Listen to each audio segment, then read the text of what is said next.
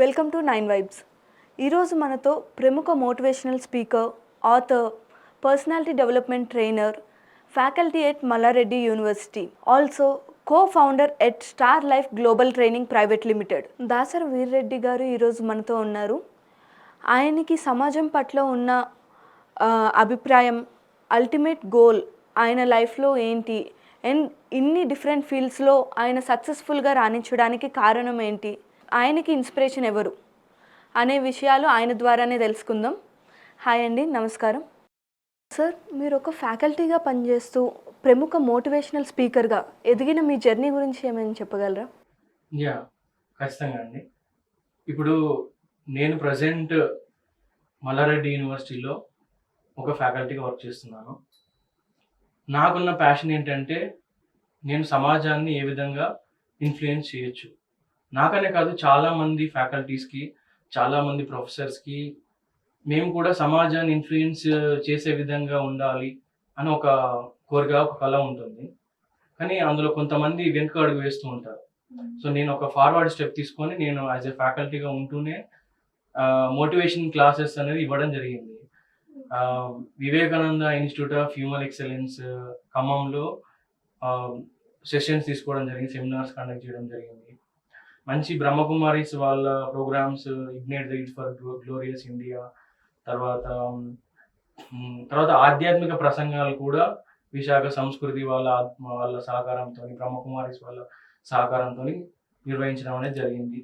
అంటే దాని ద్వారా విద్యార్థుల్లో ఏంటంటే మానసిక పరిపక్వత, వాళ్ళ యొక్క నైతిక బలం అనేది పెంచడానికి ఇటువంటి కార్యక్రమాలను చేపట్టడం జరిగింది. వ్యక్తిత్వ వికాసం అనేది ఏంటంటే మనిషి లోపల మానసికంగా అంటే ఒక నైతికంగా బలంగా ఉండాలనేటువంటిది ఇప్పుడు ఇలాంటి ప్రస్తుత సమాజానికి ఎంతో అవసరం. సో ఇప్పుడు మా మల్లారెడ్డి యూనివర్సిటీ అనేది తీసుకున్నట్టయితే మాకు అడ్మినిస్ట్రేటర్స్ అందరు కూడా they are all visionary leaders.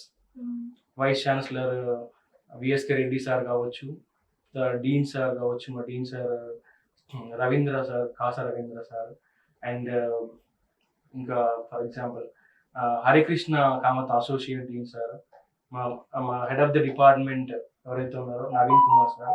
They are not just professors, అంటే అసోసియేట్ ప్రొఫెసర్స్ స్థాయి వాళ్ళు మాత్రమే కాదు, they are also very good speakers. అంటే ఎక్కడ ఏ ప్రోగ్రామ్ జరిగిన ఉమెన్ ఎంపవర్మెంట్ కావచ్చు, ఏ విధంగానైనా ఒక ఇన్ఫ్లుయెన్సర్ ఒక యూనివర్సిటీ స్థాయిలో విద్యార్థులకు, ఎస్పెషల్లీ ఉమెన్ కన్సిడర్ చేస్తే వాళ్ళకు అన్ని రకాలుగా ఒక మనోబలాన్ని కలిగించే విధంగా అద్భుతంగా మాట్లాడేటువంటి వక్తలు మా యూనివర్సిటీలో ఉన్నారు. కానీ నేను మొదటి నుంచి సమాజంలో ఉంటూ, సమాజంలో వాళ్ళు ఎన్నో ప్రోగ్రామ్స్ చేశారు. సమాజంలో ఉంటూ నేను వివేక ఇన్స్టిట్యూట్ ఆఫ్ హ్యూమన్ ఎక్సలెన్స్. మీరు చెప్పిన వాళ్ళందరూ కలిసి కొలాబరేట్ అయ్యి చేశారంటారా ఈ వర్క్ అనేది? మీకు సపోర్ట్, వాళ్ళ నుంచి సపోర్ట్ ఉందా?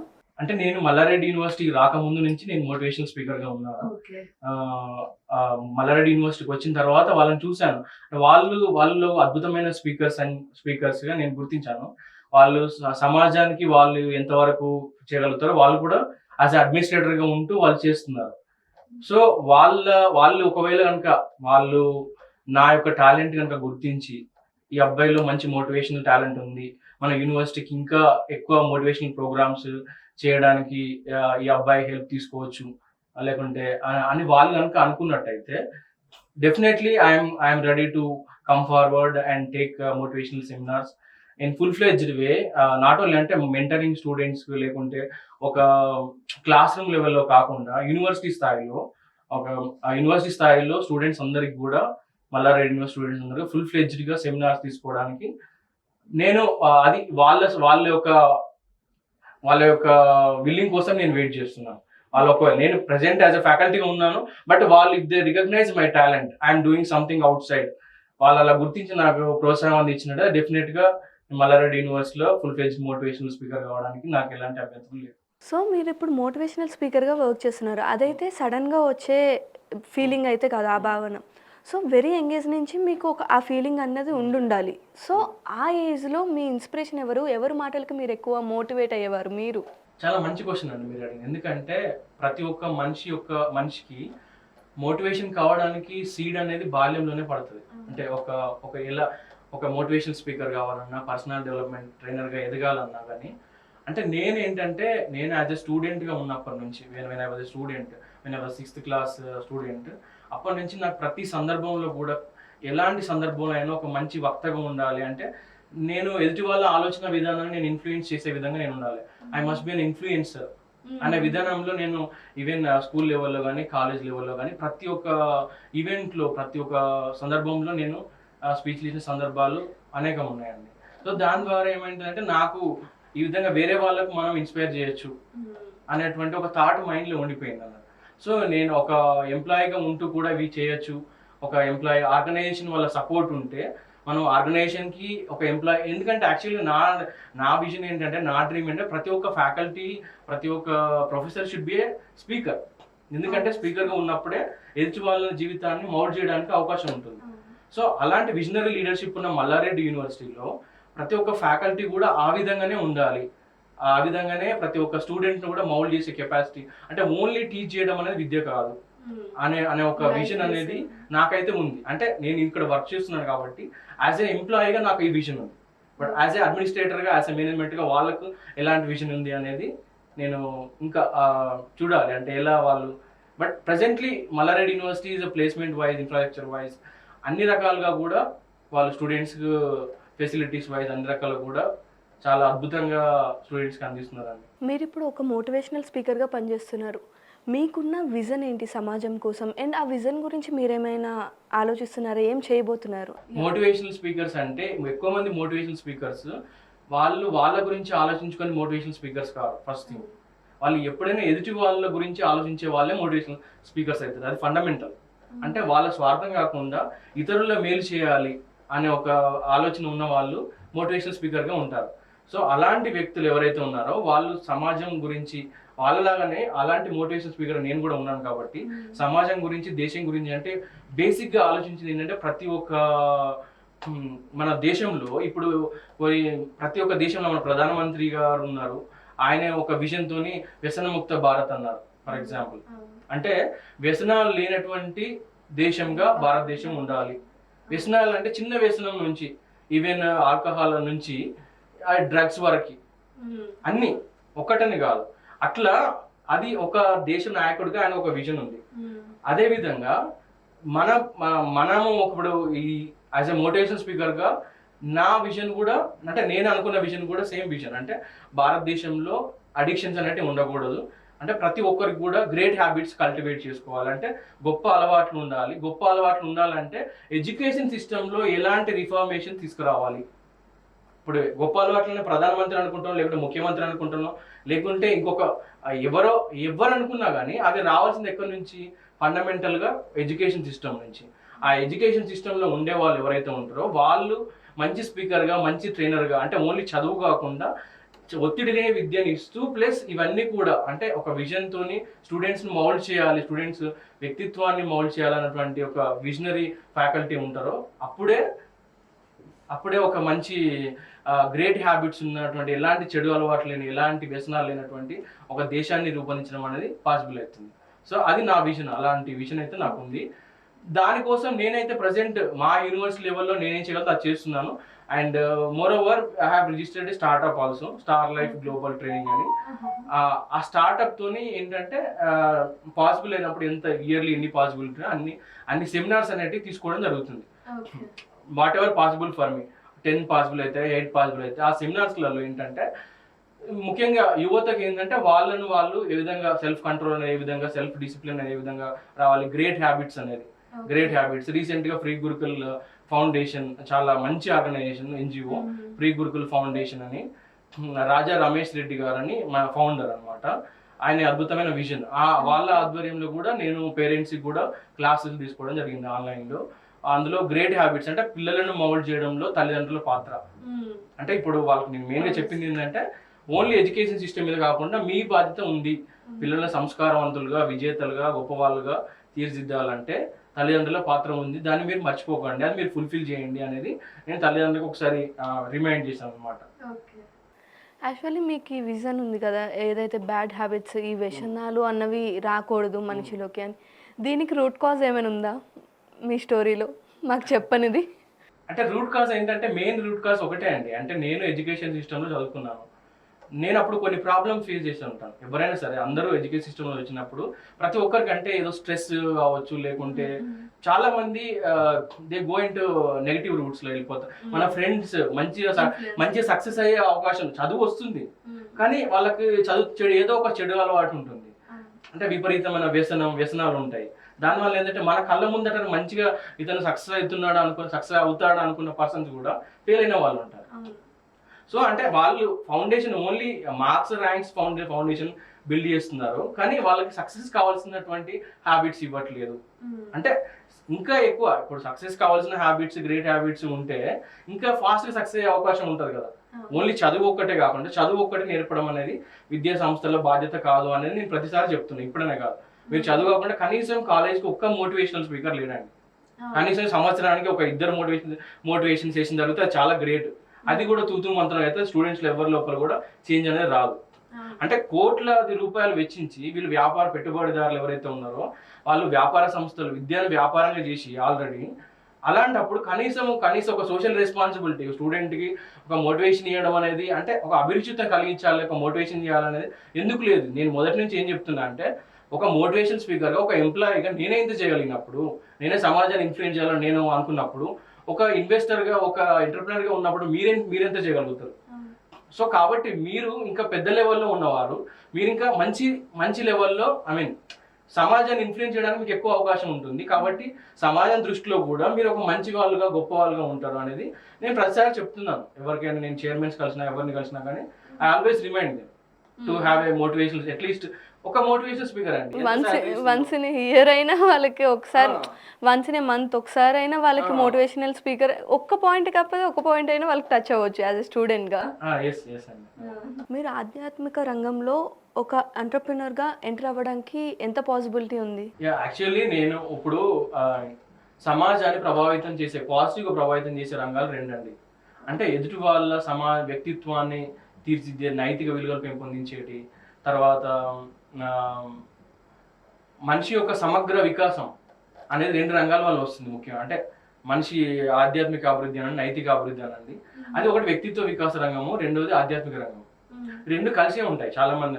అంటే నేను చేసేది ఏంటంటే, నేను ఆధ్యాత్మిక రంగంలో ఉన్నటువంటి ఫర్ ఎగ్జాంపుల్ భగవద్గీత, ఎవరు చెప్తారు భగవద్గీతను, యోగ వాసిష్టం ఇలాంటి మనకి ఇప్పుడు గరికపాటి నరసింహారావు గారు ప్రవచనాలు చెప్తారు, చాలా అద్భుతంగా చెప్తారు. చాగంటి కోటేశ్వరరావు, అంటే వాళ్ళు అద్భుతంగా ఆధ్యాత్మిక రంగంలో నంబర్ 1 వాళ్ళు ఎవరైతే ఉన్నారో నంబర్ 1గా వాళ్ళు ప్రసంగాలు ఇస్తూ ఉంటారు. నేనేం చేస్తానంటే ముఖ్యంగా పరిపూర్ణానంద స్వామి మన దగ్గర, పరిపూర్ణానంద సరస్వతి ఆధ్యాత్మిక రంగంలో నంబర్ 1 ఆయన. అయితే ఆధ్యాత్మిక రంగం నుంచి మన ప్రజెంట్ ఆధ్యాత్మిక రంగంలో ఉన్నటువంటి క్రీమ్ ఏదైతే ఉంటుందో వ్యక్తిత్వ వికాసం, దాన్ని మన జనరేషన్కి అర్థమయ్యేటట్టు మనం ఏమైనా చేయొచ్చా? ఇప్పుడు జనరేషన్లో ఎవరైనా కనీసం ఒక భగవద్గీత కానీ, ఒక యోగ వాసిష్టం కానీ, కనీసం అవి అంటే కనీసం ఆ పేరు చెప్తేనే వాళ్ళు వెరైటీగా తెలియదు, పేర్లు కూడా కనీసం తెలియదు కొంతమంది స్టూడెంట్స్. అంటే అలాంటి ఒక స్టూడెంట్స్ ఉన్నటువంటి ఇప్పుడు అలాంటి ఒక వాటి నుంచి సారాంశాన్ని పిల్లలకు అందించాలి. నేను స్టార్ట్అప్ అన్నాను కదండి, నా స్టార్ట్అప్ విజన్ అదే యాక్చువల్లీ. అంటే కొన్ని ఆధ్యాత్మిక ప్రసంగాలు, అంటే ప్రజెంట్ జనరేషన్ కనెక్ట్ అయ్యే విధంగా ఆధ్యాత్మిక ప్రసంగాలు అనేవి చేసినప్పుడే మనకి సమాజంలో ఉన్నటువంటి అభ్యున్నతి అనేది, మానసిక అభ్యున్నతి, వ్యక్తిత్వ వికాసం అనేది జరుగుతుందండి. నార్మల్ లైఫ్లో ఉంటూ సమాజానికి సేవ చేసే వాళ్ళు ఎవరైతే ఎంటర్‌ప్రెన్యూర్స్ ఉన్నారో, ఇప్పుడు ఫర్ ఎగ్జాంపుల్ ఎందుకండి స్టీవ్ జాబ్స్ కావచ్చు, లేకుంటే మంచి ఇన్వెస్టర్స్, మంచి ఎంటర్‌ప్రెన్యూర్స్, వీళ్ళందరూ కూడా మేము దేని నుంచి ఇన్స్పైర్ అయ్యామంటే వాళ్ళందరూ యోగిక్ బుక్స్ పేర్లు చెప్తారు. ఫర్ ఎగ్జాంపుల్ ఇప్పుడు రాబిన్ శర్మ ఒక బుక్ రాశాడు, మాంక్ హూ సోల్డ్ ఫెరారీ అని చెప్పేసి. తర్వాత ఇంకా ఒక యోగి ఆత్మకథ, ద ఆటోబయోగ్రఫీ ఆ యోగి, పరమహంస యోగానంద. అంటే ఇలాంటి ఆధ్యాత్మిక వాటి నుంచి ఇన్స్పైర్ అయ్యి ఎంటర్‌ప్రెన్యూర్స్ అయిన వాళ్ళు ఎక్కువ మంది. యాక్చువల్లీ ఏంటంటే స్పిరిచువాలిటీ ఈజ్ నాకు చాలా interested field. Even like personality development కంటే కూడా నాకు స్పిరిచువాలిటీ అనేది చాలా ఇంట్రెస్టెడ్ ఫీల్డ్. అండ్ అందులో ఏంటంటే నేను ఏ బిజినెస్ మోడల్లో అయినా I can become a spiritual entrepreneur అయిదాము అన్నటువంటి విజన్ నాకు ఉండింది. కానీ ఏంటంటే like if I'm able to find the right investors if they are cooperating with me, అంటే నేను ఇండివిజువల్గా నేను చేయడం కాకుండా లైక్ కొంచెం హై లెవెల్లో చేయాలంటే, ఎక్కువ ప్రోగ్రామ్స్ ఆర్గనైజ్ చేయాలంటే, ఎక్కువ మందికి రీచ్ కావాలంటే, so definitely like I need some investors help. So Ram Gopal Varma గారి గురించి చూసుకుంటే ఆయన ఇంపాక్ట్ స్టూడెంట్స్ మీద చాలా ఉంటుంది. సో ఆయన పిచ్చిగా ఫిలాసఫీస్ చెప్పుకుంటూ వాళ్ళని ఇన్ఫ్లుయెన్స్ చేస్తుంటే మీరెందుకు ఆయనకి అపోజ్గా భయపడి మౌనంగా ఉండిపోవడం? ఆయనకి అపోజ్ చేస్తే ఏమైనా చేస్తారా? అంటే భయం అనేది కాదండి, అంటే మీరు భయం అని అనుకోండి, ఎందుకంటే ప్రతి విషయానికి మనం స్పందించలేము. ప్రతి ఒక్కరు ఎవరు ఏదో అంటున్నారని చెప్పేసి ప్రతిసారి మనం రియాక్ట్ అవ్వకుంటూ పోతే ఇంకా, అంటే ఎస్పెషల్లీ ఇప్పుడు ఈ టాపిక్ మాట్లాడడానికి మెయిన్ రీజన్ ఏంటంటే ఆయన విద్యార్థులను చెడుగా ప్రభావితం చేస్తున్నారు. ఆయన సినిమాల ద్వారా, సినిమాలు ఆయన ఇష్టం వచ్చినా తీసుకోమనండి, ఆయన సినిమాల ద్వారా కాకుండా ఫిలాసఫీల ద్వారా ఒక కాలేజ్లో మీటింగ్ ఆర్గనైజ్ అవుతుంటే కూర్చొని ఇట్లా ఏం మాట్లాడతారంటే, అతను అమ్మాయిల యొక్క ఫేస్ను వర్ణించడం అనేది అది కామన్, అందులో ఏముంది, అమ్మాయిల యొక్క బాడీ పార్ట్స్ని వర్ణించమని చెప్తారు స్టూడెంట్స్. అంటే ఏంటండి అసలు, అంటే మన సమాజాన్ని ఎటువైపు తీసుకెళ్తున్నారు, అంటే మళ్ళీ పశువులుగా మార్చడానికి ఏమైనా ప్రయత్నం చేస్తున్నా రామ్ గోపాల్ వర్మ? నాకైతే అర్థం కావట్లేదు. ఇప్పుడు ఎప్పుడైనా సరే ఒక హ్యూమన్ టు హ్యూమన్ అనేది emotional bonding, human and connection అనేది ఇవి చాలా ఇంపార్టెంట్. ఇవన్నీ వదిలేసి ఓన్లీ బాడీ పార్ట్స్ను వర్ణించాలి అని చెప్పడం అనేది అది ఒక చాలా, అంటే ఆయన ఎలానే ఉండనియండి, బట్ ఎస్పెషల్లీ విద్యార్థుల దృష్టిలోకి అయితే విద్యార్థులకు ఆయన ఫిలాసఫీలను రుద్దొద్దు. అది ఆయన గుర్తుపెట్టుకోవాలి. ఎందుకంటే అందుకే ఆయనను ఇప్పుడు అందరూ డైరెక్టర్స్ సక్సెస్ఫుల్ పర్సన్స్, కానీ రామ్ గోపాల్ వర్మ మొత్తం సక్సెస్ఫుల్ పర్సన్. ఎందుకంటే ఆయన ఎటు చూసి మళ్ళీ లాస్ట్ మాట్లాడేది సెక్స్ గురించి. అందుకనే రామ్ గోపాల్ వర్మ అనడం కంటే కామగోపాల్ వర్మ అనడం చాలా బెస్ట్. ఎందుకంటే ఆయన మైండ్ ఎక్కడికైనా వెళ్ళండి, ఏ ఇంటర్వ్యూ ఛానల్కైనా వెళ్ళండి, ఏ ఛానల్కైనా వెళ్ళండి, ప్రతిసారి ఆయన మాట్లాడేది ఇదే, ఆడవాళ్ళ శరీరం, వాటి గురించే ఆలోచిస్తూ ఉంటాడు. ఆయన చెప్పే ఫిలాసఫీలు కొన్ని మంచి ఫిలాసఫీ, ఆయన రాని ఫిలాసఫీ అని కొన్ని మంచి విషయాలు చెప్తాడు. కానీ ఎటొచ్చి ఆయన యొక్క సెక్స్ పిచ్చిని పిల్లల మీద రుద్దొద్దు, విద్యార్థుల మీద రుద్దకూడదు ఫస్ట్. మిగతా ఫిలాసఫీలో ఆయన చాలా మంచి విషయాలు చెప్తాడు. అండ్ ఇంకొక విషయం ఏంటంటే, డైరెక్టర్గా అతను మంచి డైరెక్టర్ కూడా, చాలా అంతకుముందు నుంచి చాలా మంచి డైరెక్టర్. ఆయన ఏం చేస్తూ ఉంటారు, మామూలుగా చాలా సస్పెన్స్ థ్రిల్లర్ మూవీస్ తీస్తూ ఉంటాడు. మంచి జోనర్, సస్పెన్స్ థ్రిల్లర్ మంచి జోనర్. ఇప్పుడు ఆయనే మిగతా డైరెక్టర్ అంటే అసలు ఏంటి, ఫస్ట్ ఆఫ్ ఆల్ మానవ సంబంధాలు ఏంటి, హ్యూమన్ రిలేషన్షిప్స్ ఏంటి, ఒక అన్న చెల్లెల బంధం ఏంటి, ఇలాంటి డైరెక్టర్స్ అందరూ పోర్ట్రే చేయడానికి ట్రై చేస్తుంటారు. అంటే మిగతా డైరెక్టర్లు అందరూ మానవ సంబంధాల గురించి చూపిస్తుంటే రామ్ గోపాల్ వర్మ అక్రమ సంబంధాల గురించి చూపించడం పని పెట్టుకున్నారు. అంటే ఇది ఒక డైరెక్టర్గా ఆయన యొక్క దిగజారుడుతనం. ఆయన డైరెక్టర్గా సమాజంలో ఏదో ఎదగాలి, డబ్బులు సంపాదించాలి అంటే ఒక మంచి పేరును డైరెక్టర్ తెచ్చుకోవాలని నాకు ఎన్నో మార్గాలు. ఇలాంటి ఒక నీచమైనటువంటి సినిమాలు తీసి ఎందుకు అతను డబ్బుల కోసం దిగజారుతున్నాడు అనేది ఆయనే ప్రశ్నించుకుంటే చాలా బెటర్. అంతే. అంటే మీరు ఇప్పుడు మోటివేషనల్ స్పీకర్గా మీకు ఒక ఆపోజిట్ పర్సన్ మీద ఒక ఐడియా అన్నది వస్తుంది, వాళ్ళు మాట్లాడే దాన్ని బట్టి కానీ వాళ్ళు చేసేదాన్ని బట్టి.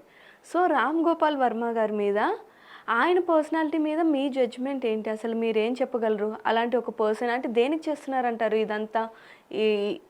ఐ మీన్ ఇంటర్వ్యూస్లో ఇలా మాట్లాడడం కానీ, ఎందుకంటే యాజ్ ఎ డైరెక్టర్గా తన్ని ఇండస్ట్రీలో ఎవరు అడిగినా తను ఒక మంచి డైరెక్టర్, ఒక మంచి పర్సన్ అని చెప్తారు ఇండస్ట్రీ నుంచి వచ్చిన వాళ్ళందరూ. బట్ కమింగ్ టు ఇంటర్వ్యూస్, తను ఎక్కడ చూసినా సమాజానికి మాత్రం మీరు చెప్పిన విధంగానే కనిపిస్తారు. సో ఈ స్ప్లిట్ పర్సనాలిటీ తనకి ఎలా ఉంది, అంటే తన మెంటాలిటీ ఏంటంటారు ఆ విధంగా చూసుకుంటే?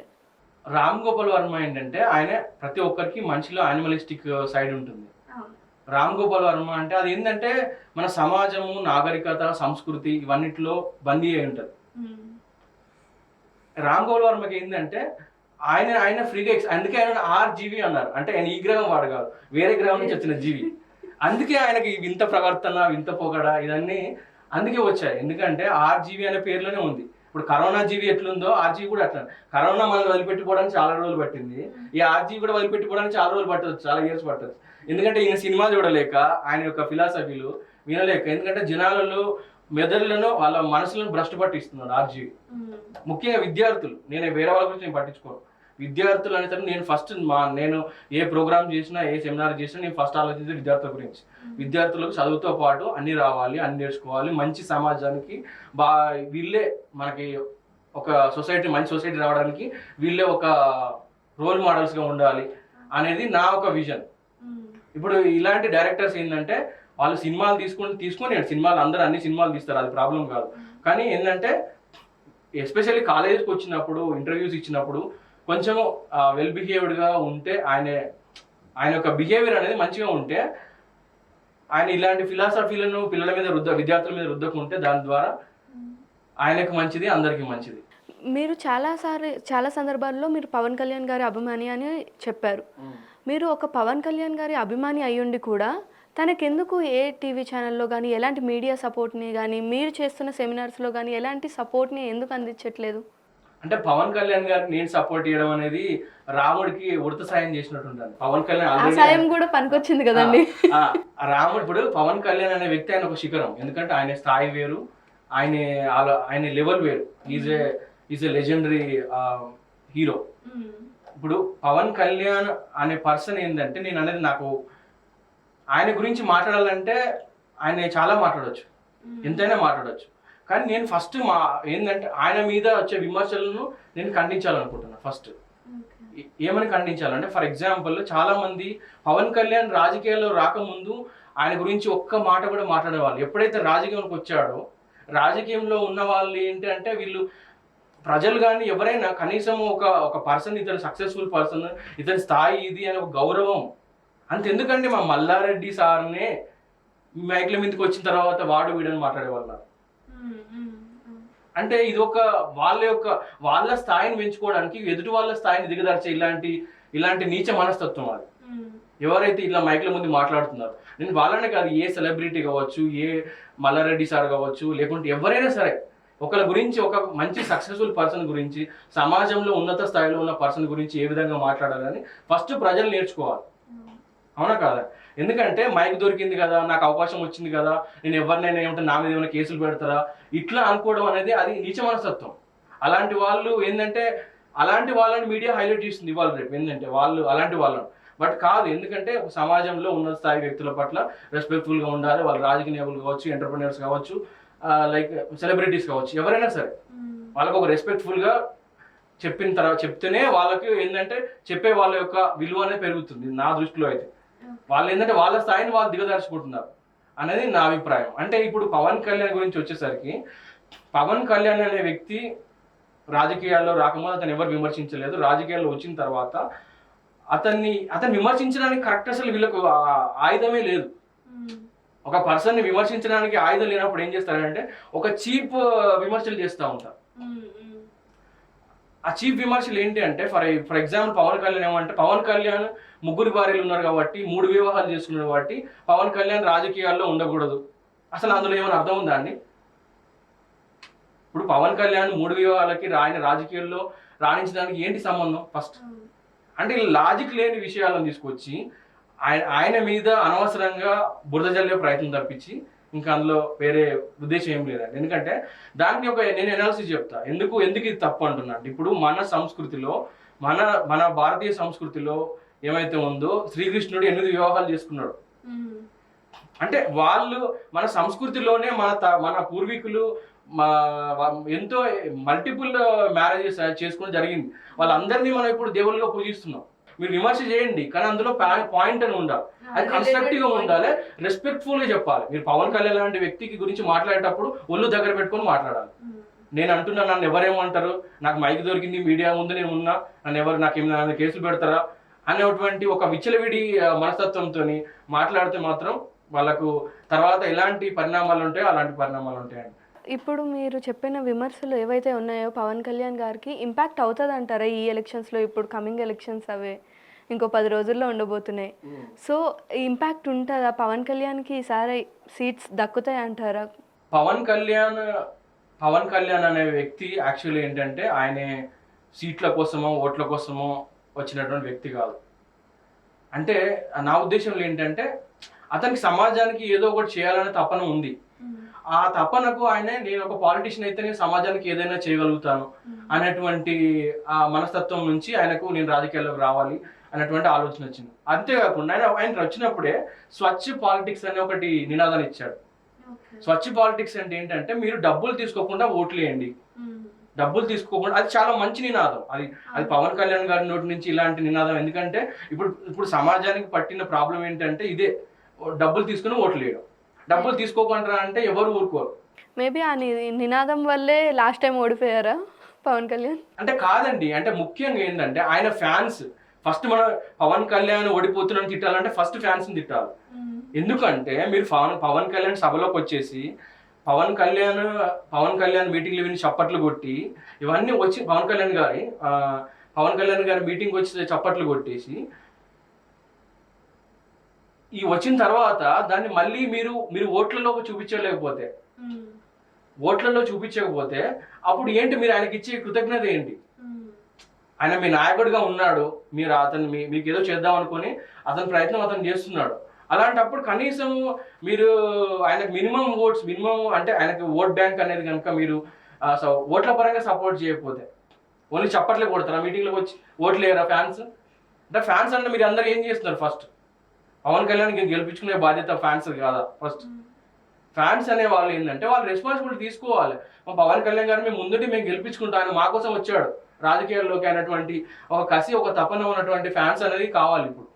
అట్లా ఉంటేనే పవన్ కళ్యాణ్ గారు గెలుస్తారు. అంటే నేను కోరుకునేది అంటే ఆయన కొన్ని సీట్స్ అయినా గెలవాలి. ఎందుకంటే వాళ్ళ చిరంజీవి గారు వచ్చారు, ఆయన ఒక 20 సీట్లు 18 సీట్లు 20 సీట్లు అప్పుడు వాళ్ళు గెలుచుకున్నారు ప్రజారాజ్యం పార్టీ. సో దాని తర్వాత పవన్ కళ్యాణ్ గారు వచ్చారు, అంటే వాళ్ళు కూడా ఎన్నో కొన్ని సీట్స్ తెచ్చుకోవాలి, మేము గెలవాలి అనేటువంటి తపనతోని మేము కేవలం గెలుపు కోసం రాలేదు, సేవ కోసం వచ్చామని ఆయన నినాదాన్ని ఇస్తున్నారు. సో అట్లా నేను అనేది ఏంటంటే పవన్ కళ్యాణ్ ఫ్యాన్స్ అతనికి సపోర్ట్ చేయాలి. అంటే వాళ్ళు ఏంటంటే ఇప్పుడు ఆయన ముందటనేమో చప్పట్లు కొట్టి మళ్ళీ ఓట్లు వేసేటప్పుడు మళ్ళీ ఆయనకు ఓట్లు లేకుండా అంటే వేరే వాళ్ళని చైతన్యం చేయాల్సిన బాధ్యత కూడా వాళ్ళు తీసుకోవాలి. మీటింగ్లు పెట్టండి, జనసేన తరఫున ఎన్ని మీటింగ్లు కండక్ట్ చేస్తారు మీరు? ఆయన మీటింగ్లు మీ విలేజ్లో కానీ మీ టౌన్లో కానీ పవన్ కళ్యాణ్ ఫ్యాన్స్ మీటింగ్లు పెట్టి అవేర్నెస్ క్రియేట్ చేయొచ్చు కదా. సో అట్లా మీరు కనీసం మీ నాయకుడిని మీరు గెలిపించుకోలేరా? వేరే సరే ఎన్ని సీట్లు గెలిచిన తర్వాత పవన్ కళ్యాణ్ గారు అయితే కనీసం గెలవాలి కదా ఫస్ట్. సో అట్లా పవన్ కళ్యాణ్ గారిని గెలిపించుకునే బాధ్యత అనేది ఫ్యాన్స్ మీదనే ఉంది, ఫ్యాన్స్ తీసుకోవాలనేది నా యొక్క రిక్వెస్ట్. యాక్చువల్లీ రీసెంట్గా బైరి నరేష్ గారు హిందుత్వం గురించి వ్యంగ్యంగా వ్యాఖ్యలు అన్నవి చేశారు. సో అలాంటప్పుడు మీరు అసలు ఎందుకు స్పందించలేదు యాజ్ ఎ మోటివేషనల్ స్పీకర్? నేను ఇప్పటి వరకు ఏంటంటే మోటివేషనల్ స్పీకర్ అంటే కేవలము నేను నచ్చిన నాకు సెమినార్స్ ఇచ్చుకుంటే వెళ్ళిపోవడమే మోటివేషనల్ స్పీకర్ అని ఇప్పటి వరకు నేను ఊరుకున్నాను. నేను అదే పంతాలో ఉన్నాను. మనం చేసేది మనం చేద్దాం, వేరే వాళ్ళ గురించి మనకు ఎందుకు గొడవలు, ఎందుకు వాదనలు, ఎందుకు ఆర్గ్యుమెంట్స్ ఎందుకు అని. కానీ ఇప్పుడు నేను నా పంతా మార్చుకున్నాను. ఏంటంటే నేను నమ్మిన సిద్ధాంతం కోసము, నేను నమ్మిన నిజం కోసము ఎవరితోనైనా నేను వాదించడానికి నేను సిద్ధమే. అంటే ఇప్పుడు బైరి నరేష్ గారు అనే పర్సన్ ఆయన కూడా ఒక ఫ్యాకల్టీ వృత్తికి సంబంధించిన పర్సన్. ఈయన ఏంటంటే హిందూ సంస్కృతి అంటే హిందూ పురాణాలకు సంబంధించిన ఒక స్టోరీని వ్యంగ్యంగా వ్యాఖ్యానించాడు అనమాట. ఏమని వ్యాఖ్యానించాడు అంటే మగవాళ్ళు చేసుకుంటే అయ్యప్ప ఎట్లా పుడతాడు అనేది క్వశ్చన్. యాక్చువల్లీ ఆ క్వశ్చన్లోనే అర్థం లేదు. ఎందుకంటే దేవతలకు సూక్ష్మ రూపాన్ని ధరించేటువంటి శక్తి ఉంటుంది. అంటే వాళ్ళకి సూక్ష్మ రూపాన్ని కాదు, వాళ్ళకి నచ్చిన రూపాన్ని ధరించే శక్తి ఉంటుంది. సో విష్ణుమూర్తి మోహిని అవతారంలో వచ్చినప్పుడు, మోహిని రూపం దాల్చినప్పుడు శివుడు మోహిని వాళ్ళ ప్రేమ వలన అయ్యప్ప పుడతారు అనేది పురాణ కథ. సో ఇట్లాంటి కథను ఆయన కథ గురించి తెలుసుకోకుండా, దీని సారాంశాన్ని అర్థం చేసుకోకుండా ఆయన యొక్క భావజాలంలో ఉండేసి ఆయన తెలిసి తెలియక అనవసరంగా వ్యాఖ్యలు చేయడం వల్ల ఆయనకు చాలా ఇబ్బందులు ఎదురయ్యాయి. అంటే అతను నేను వ్యక్తిగతంగా విమర్శించదలుచుకోలేదు, బట్ ఎదుటి వాళ్ళ ముఖ్యంగా హిందువుల మనోభావాలను గౌరవించాలనేది నేను అతను చెప్పదలుచుకున్నాను. ఏంటంటే హిందువులు అనే వాళ్ళు ఏంటంటే వాళ్ళకు ఇప్పుడు రాముడు అనండి, కృష్ణుడు అనండి, పురాణ పురుషులు ఎవరైనా అనండి, వీళ్ళందరికీ మనకు ఒక రకమైనటువంటి ఒక రెస్పెక్ట్ అనే కాదు, ఒక అల్టిమేట్ డివోషన్ పర్సన్స్ వీళ్ళు. ఇప్పుడు ఎవరైనా మీకు తెలిసే ఉంటుంది, ఆల్రెడీ కత్తి మహేష్ ఒకసారి శ్రీరాముడి గురించి విమర్శ చేసినప్పుడు ఎట్లాంటి ఇంపాక్ట్ జరిగిందనే మీకు తెలిసే ఉంటుంది. అంటే మనకు నచ్చిన మనం నమ్మిన నిజం కోసం నువ్వు పోరాడేటప్పుడు, నువ్వు నమ్మిన సిద్ధాంతం కోసం నేను నిలబడ్డప్పుడు ఎదుటి వ్యక్తుల మనోభావాలను కూడా గౌరవించడం నేర్చుకోవాలి. అదొక కనీస ధర్మం. అప్పుడే ఎదుటి వ్యక్తి కూడా నీ మార్గంలోకి వస్తాడు కదా. ఇప్పుడు నేను చెప్పిందే నిజం అని అందరిని తిట్టుకుంటూ వెళ్తే ఎవరిని నిన్ను యాక్సెప్ట్ చేయరు జెన్యున్గా. మనకు కావాల్సిన ఏంటి, జెన్యున్గా ఎదుటి వాళ్ళు మనం యాక్సెప్ట్ చేయాలి. జెన్యున్గా మన సిద్ధాంతాన్ని కానీ మన నిజాన్ని కానీ ఎదుటి వాళ్ళు యాక్సెప్ట్ చేయాలనేది అనే ఉద్దేశం అనేది నాకుంది. అతను కూడా అతని యొక్క విధానాన్ని చాలా వరకు మార్చుకున్నాడు. ఆ ఇన్సిడెంట్ ఇంపాక్ట్ అయిన తర్వాత కొంచెం విమర్శలు కానీ ఇలాంటివి అని తగ్గించాడు. సో హిందూ పురాణ కథలు అనేవి అవి వేరేలా ఉంటాయి. అంటే ఎలా చెప్తారంటే అవి యాక్చువల్లీ ఏంటంటే ఒక మిస్టికల్గా ఉంటాయి అన్నమాట. అంటే మనం ఇప్పుడు ప్రజెంట్గా అనుకున్న, ఫర్ ఎగ్జాంపుల్ కుంతీదేవి సూర్యుని ప్రేమించినప్పుడు కర్ణుడు పుడతాడు అని చెప్పింది. అంటే అది ఫ్రాక్షన్స్ ఆఫ్ సెకండ్లో జరిగిపోతుంది. అంటే దానికి అసలు సైంటిఫిక్ ప్రూఫ్ కానీ సైంటిఫిక్ కానీ ఏం చెప్పడానికి ఏం ఉండదు పురాణ కథల గురించి మాట్లాడేటప్పుడు. సో ఇలాంటి విషయాల గురించి మాట్లాడేటప్పుడు క్షుణ్ణంగా పరిశీలించి అధ్యయనం చేసి తెలుసుకొని తెలియకపోతే నేర్చుకొని మాట్లాడాలనేది బైరి నరేష్ గారికి నేను చెప్పదలుచుకున్నాను. సో మొన్న జరిగిన రీసెంట్ ఎలక్షన్స్లో బర్రెలక్క ఎలక్షన్స్లో ఓడిపోయారు. సో తనకి పొలిటికల్ జర్నీ ఫ్యూచర్లో ఎలా ఉండబోతుందంటారు? మీ అభిప్రాయం ఏంటి? యాక్చువల్లీ నేను నా ఉద్దేశంలో అయితే ఒక నిరుపేద కుటుంబం నుంచి వచ్చిన ఒక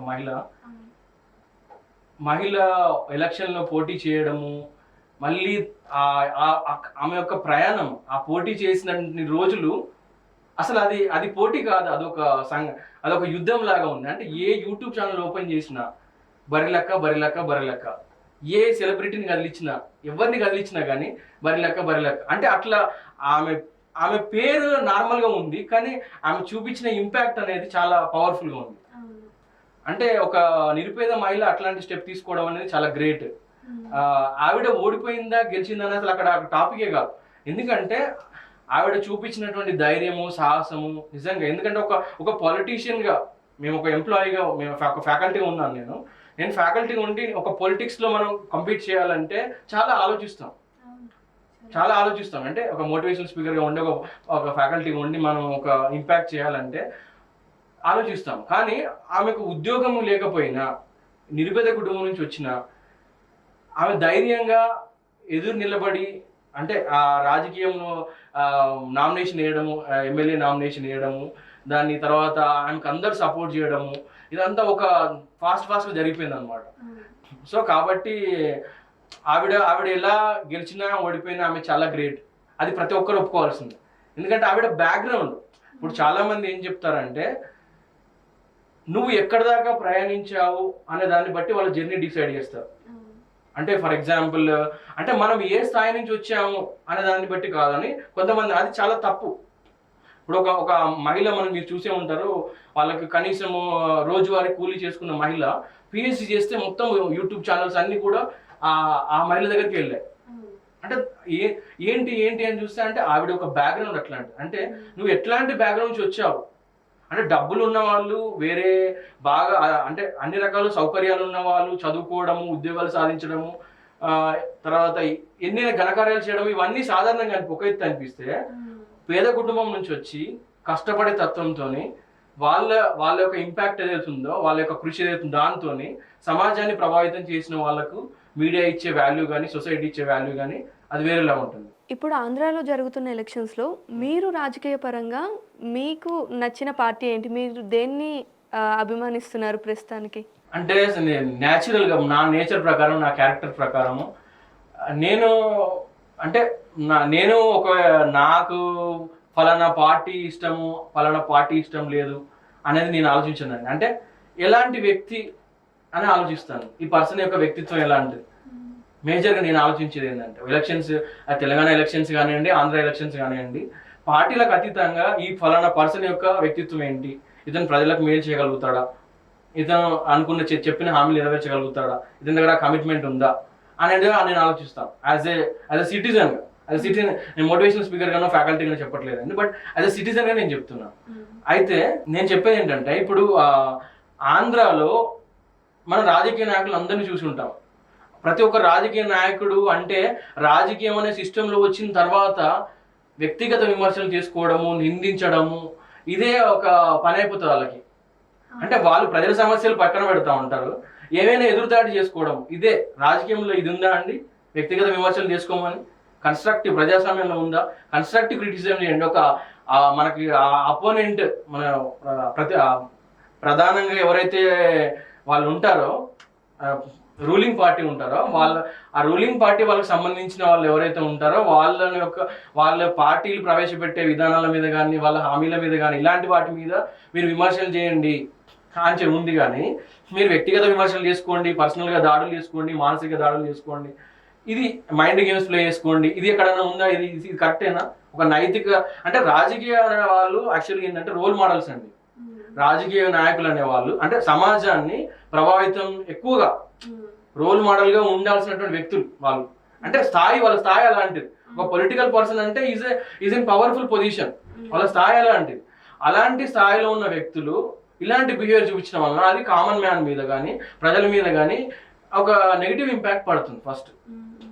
సో నేను చెప్పేది ఏంటంటే రాజకీయంలో ఎస్పెషల్లీ ఆంధ్రాలో ఒక గాంధీ వాదాన్ని అనుసరిస్తూ నేను ఓడిపోయినా మంచిదే కానీ నేను ఒక ఎదుటివాడిని విమర్శించను అని ఒక రూల్ పెట్టుకొని ఒక కేవలం అంటే నేను నా గురించి చెప్పుకుంటాను, ఎదుటి వ్యక్తి గురించి నేను తక్కువ చెప్పను అనేటువంటి పర్సన్ ఎవరైనా ఉన్నంటే అది మతుకుమల్లి శ్రీభరత్ గారు అండి. ఆయన గీతం చైర్మన్. అంటే నేను జగన్మోహన్ రెడ్డి గారు ఆయన ఎన్నో పథకాలు ప్రవేశపెట్టారు, లేకుంటే చంద్రబాబు నాయుడు గారు చాలా గ్రేట్ అంటే నేను అందరి గురించి మాట్లాడతాను, అందరి గురించి నేను పాజిటివ్గానే చెప్తాను. అందులో నాకు ఎవరు క్లోజ్ కూడా ఎవరితో అంత క్లోజ్ అటాచ్మెంట్ కూడా లేదు. అంటే నేనేంటంటే ముఖ్యంగా ఇప్పుడు మతుకుమల్లి శ్రీభరత్ గారి గురించి చెప్పడానికి మెయిన్ రీజన్ ఏంటంటే ఆయన ఒక సిద్ధాంతం అలాంటిది. అంటే ఆయన పాటించే విలువలు అలాంటి, ఆయన వ్యక్తిత్వం అలాంటిది. మతుకుమల్లి శ్రీభరత్ లాంటి గారి వ్యక్తులు కనుక రాజకీయంలో ఒక 20 మంది ఉంటే రాజకీయాలను మొత్తం ప్రక్షాళన చేయొచ్చండి. అంటే ఆయన పర్సనాలిటీ మీరు అన్నారు కదా, మోటివేషన్ స్పీకర్గా మీకు ఎదుటి వాళ్ళ యొక్క పర్సనాలిటీని డిటెక్ట్ చేసేటువంటి మైండ్ సెట్ ఉంటుంది కదా, దాని ప్రకారం మీరు ఏమంటారు, నా యొక్క మోటివేషన్ స్పీకర్ మైండ్ సెట్ ప్రకారం మతుకుమల్లి శ్రీభరత్ గారు అన్న లెజెండ్ అండి. అంటే రాజకీయంలో ఉంటూ కూడా ఇప్పుడు బురదలో మామూలుగా బయట ఉంటూ మంచిగా ఉండడం అనేది వేరు, బురదలో రాజకీయంలో అంటే ఒక బురదలో అంటే ఎప్పుడు ఎదుటి వ్యక్తులు దాడులు చేస్తూ ఉంటారు, విమర్శలు చేస్తూ ఉంటారు. ఇలాంటి ఒక ఎన్విరాన్మెంట్లో ఉండి కూడా స్వచ్ఛంగా ఉండి నేను ఎవరిని విమర్శించను, నా గురించి నేను చెప్పుకుంటాను, నేనేం పథకాలు ప్రవేశపెడతాను అవి చెప్తాను తప్ప ఎదుటి వ్యక్తిని నేను విమర్శించాను అనేటువంటి సిద్ధాంతాలకు కట్టుబడి వాల్యూస్ కట్టుబడి ఉండే పర్సన్ మతుకుమల్లి శ్రీభరత్ గారు అండి, గీతం చైర్మన్. ఆయన నిజంగా గెలవాలని నేను యాక్చువల్గా ఆయనని గెలవాలని నేను అప్పుడు కోరుకున్నాను, ఇప్పుడు కూడా కోరుకుంటున్నాను. మీ మీడియా సమక్షంగా చెప్తున్నాను, మతుకుమల్లి శ్రీభరత్ గారు గెలిస్తే ఫస్ట్ అంటే నేను అందరికంటే నేను ఎక్కువ ఆనందపడతాను. మిగతా వాళ్ళ గురించి నాకు తెలుసు, పార్టీల గురించి నేను ఆలోచించట్లేదు. అంటే ఆయన ఒక గెలుపు నాకు కావాలి, ఎందుకంటే ఆయన నేను అభిమానిస్తాను. Is my favourite entrepreneur. ఆయన దగ్గర నుంచి చాలా నేర్చుకున్నాను. ఆయన చాలా స్పీచ్లు ఇచ్చాడు నేను చైర్మన్గా ఉన్నప్పుడు. సో ఆయన మాట్లాడిన ప్రతి మాట నుంచి నేను ఇన్స్పైర్ అయ్యాను. సో కాబట్టి నేను ఆయన యొక్క విజయాన్ని కోరుకుంటున్నాను, ఆయన గెలవాలని మనస్ఫూర్తిగా కోరుకుంటున్నాను. ఆయన ఆల్రెడీ ప్రచారం ప్రారంభించాడు. మీకు తెలిసే ఉంటుంది, బాలకృష్ణ గారి కుమార్తె తేజస్విని గారు, తేజస్విని గారు కావచ్చు, భరత్ గారు కావచ్చు, వాళ్ళు చాలా మంచిగా ప్రచారం చేస్తున్నారు. సో వాళ్ళైతే ఖచ్చితంగా గెలవాలి, టీడీపీ రావాలి లేదా వైసీపీ రావాలి అని అందరికీ ఉంటుందండి ఏదో ఒక పార్టీ సైడ్. కానీ నాకైతే మతుకుమల్లి శ్రీభరత్ గారు అయితే ఫస్ట్ గెలవాలి అని నాకైతే ఉందండి. ప్రెసెంట్ బాగా నచ్చిన రచయితలు కానీ డైరెక్టర్స్ కానీ ఎవరంటే బాగా ఇష్టం మీకు? రచయితలు అంటే నేను కొంచెం క్లోజ్గా మూవ్ అయిన సినీ గేయ రచయిత మౌనశ్రీ మల్లిక్ గారు అండి. ఆయన చాలా అద్భుతంగా పుస్తకాలు రాస్తారు, కావ్యాలు రాస్తూ ఉంటారు. తర్వాత సినిమా పాటలు రాస్తూ ఉంటారు.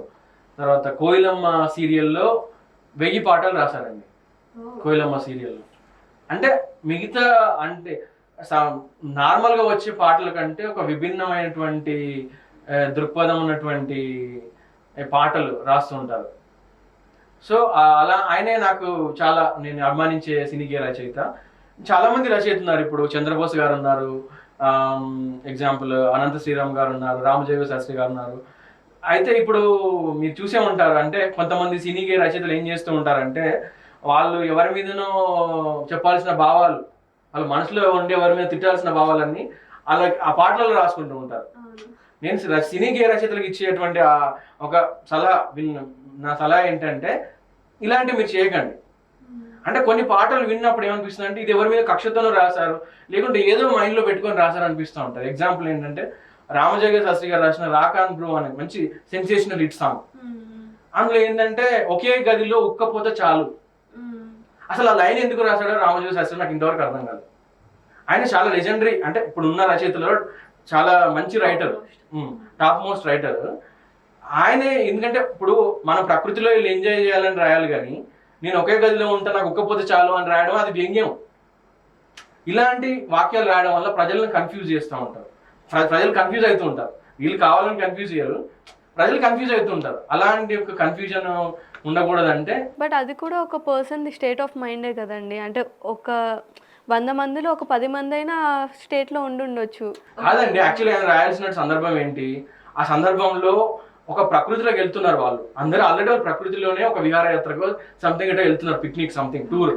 ఆ టూర్లో ఏంటంటే మేము ప్రకృతిని ఎలా ఎంజాయ్ చేస్తున్నాము అని రాయాలి, కానీ ఒకే గదిలో ఉక్కపోతే చాలు అని నిర్ణయం ఎందుకు? అంటే మిగతా వాళ్ళందరూ బయట ఉన్న సమాజంలో ప్రజలు నాలాంటి వాళ్ళు ఉంటారు, నేను ఒకే గదిలో ఉంటాను, నేను నాకు ఉక్కపోతే నాకు ఏసీ లేదు కూలర్ లేదని విమర్శించినట్టు అనిపిస్తుందా అనిపిదా? మీరే చెప్పండి. అంటే నేను అనేది ఏంటంటే మీరు సినిమాలకు సందర్భించి రాసినప్పుడు వేరే ప్రజలను కానీ వేరే వ్యక్తులను కానీ విమర్శించినట్టు ఎందుకు రాస్తున్నారు? నేనైతే అది నా గురించి రాసినట్టే అనుకున్నా, మీరు నంబర్ చెప్తే. ఎందుకంటే అది నేను అప్పుడు ఆ రూమ్లో ఉన్నప్పుడు నాకు కూడా ఫ్యాన్ లేదు. అంటే ఆ రోజు పవర్ కట్ అయింది, ఫ్యాన్ లేదు అనుకోండి, అంటే అప్పుడు అది ఎదుటి వ్యక్తులను విమర్శించినట్టు ఉంటుందా ఉండదా? మీరే చెప్పండి ఒకసారి. అంటే నేను అనేది ఏంటంటే మీరు పాత్రకు సినిమా ఇప్పుడు ఏదైనా కమ్యూనికేషన్ రావాలంటే ఆ కమ్యూనికేషన్ అనేది 1-to-1 జరగాలి. నా ఆయన పాటల ద్వారా కమ్యూనికేట్ చేయడము, లేకుంటే కొంతమంది ఉంటారు సినిమా డైలాగులతో మాట్లాడుకుంటూ ఉంటారు, వాళ్ళు దర్శకులతో డైరెక్ట్గా మాట్లాడరు. సినిమాలో ఏదో డైలాగ్ పెట్టుకుంటారు, అది దర్శకులు చూసినప్పుడు ఫలానా డైలాగ్ నాకు కమ్యూనికేట్ చేస్తున్నాడు ఇతనని అలా అర్థం చేసుకుంటూ ఉంటారు. సో ఇలాంటి కమ్యూనికేషన్ అనేది చాలా చాలా ఏంటంటే విపరీత పరిణామాలు దారితీస్తుంది అనేది నేను చెప్పదలుచుకున్నాను.